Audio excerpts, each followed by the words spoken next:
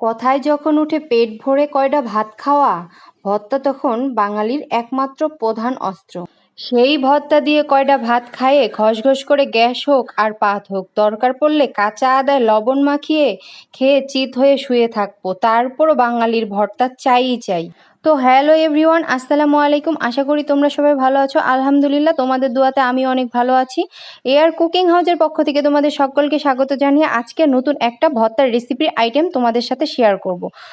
তো তোমরা ভিডিওতে দেখতেই পেলে এখানে আমি মিষ্টি কুমড়া, আলু আর পটল আর রসুন সিদ্ধ করে নিলাম।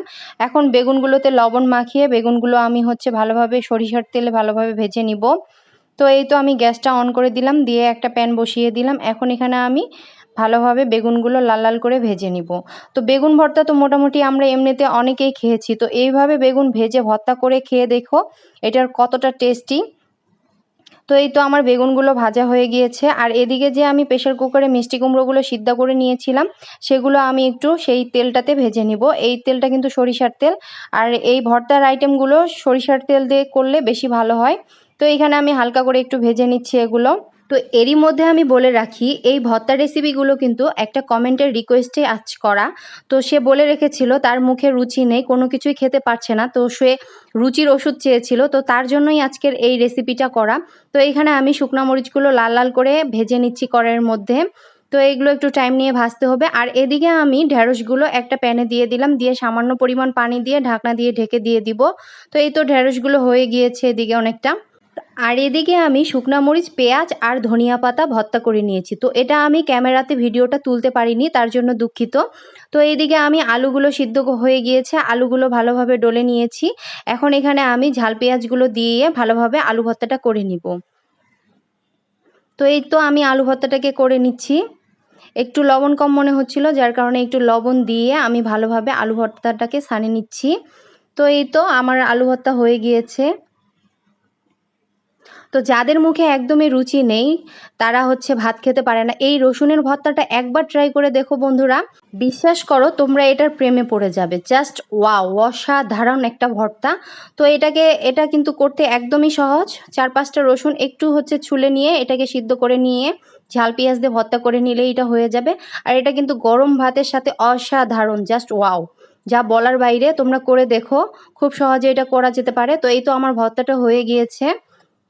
মূলত এই রসুনের ভর্তাটা রংপুর অঞ্চলের মানুষ খুব খায়। তো এই তো এখন আমি এখানে মিষ্টি কুমড়াগুলো ভেজে নিয়েছিলাম, যে সেগুলো আমি ভর্তা করে নিব। এটাকে আমি এখন ঝাল পেঁয়াজ দিয়ে ভালোভাবে মেখে নিব। আর মিষ্টি কুমড়া কিন্তু ভর্তা করার প্রধান উৎস সেটা কাঁচা রসুন। আমরা মিষ্টি কুমড়া ভর্তাতে কাঁচা রসুন খাই। তো তোমরা এটা খাও কি না কাঁচা রসুন অবশ্যই কমেন্টে জানাবা। আর যদি না খেয়ে থাকো তাহলে অবশ্যই তোমরা এটা স্কিপ করতে পারো। তবে হ্যাঁ, যাদের নাকে সর্দি তারা যদি এই কাঁচা রসুন দিয়ে মিষ্টি কুমড়ার ভর্তাটা খেয়ে থাকে তাদের একদম সর্দি ভ্যানিশ হয়ে যাবে। তো এরই পর আমি পটলটাকে ভর্তা করে নিচ্ছি। পটলটাকে আমি একটু চিপে নিয়েছিলাম, পটলের পানিটা বের করে নিয়েছি। এখন ভালোভাবে পটলটাকে ম্যাশ করে নিয়ে ঝাল পেঁয়াজ দিয়ে ভর্তা করে নিব। বাস হয়ে গেল আমার পটলের ভর্তা।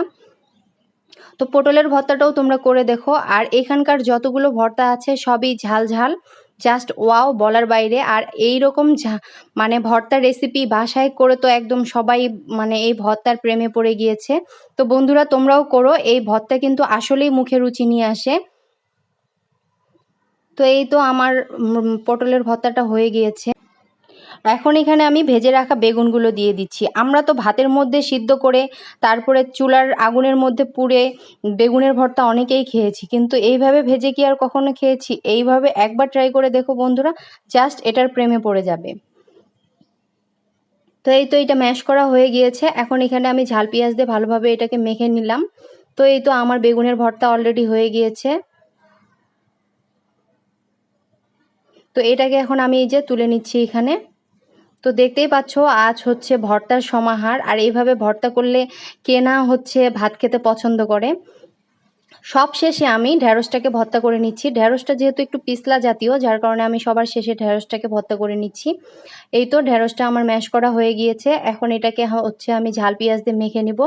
আর এরকম গরম ভাতের সাথে যদি ভর্তার আইটেম থাকে তো জাস্ট বলার বাইরে, মানে নিমিষেই 1 প্লেট ভাত খেয়ে শেষ করে ফেলা যাবে। তো কার কার এরকম ভর্তা আইটেম পছন্দ অবশ্যই তোমরা কমেন্টে জানাবে বন্ধুরা। এই তো আমার ঢেঁড়স ভর্তা হয়ে গিয়েছে, আর যেটুকু ঝাল পেঁয়াজের ভর্তা ছিল সেটুকু আমি এখানে দিয়ে দিলাম। এটুকু হচ্ছে আমরা ভাতের সাথে খেয়ে ফেলবো।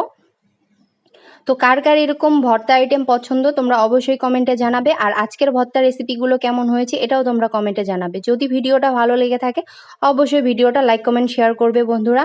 আর যারা আমার ইউটিউব চ্যানেল থেকে ভিডিওটা দেখছে অবশ্যই আমার চ্যানেলটা সাবস্ক্রাইব করে আমার পাশে থাকবে।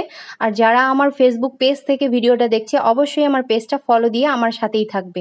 এরই মধ্যে আমি একটু ডাল করে নিয়েছিলাম, বলা না যায় যদি এই ভর্তা দিয়ে খেতে খেতে একটু গলায় বাজে যায়, যার কারণে একটু ডাল করেছিলাম।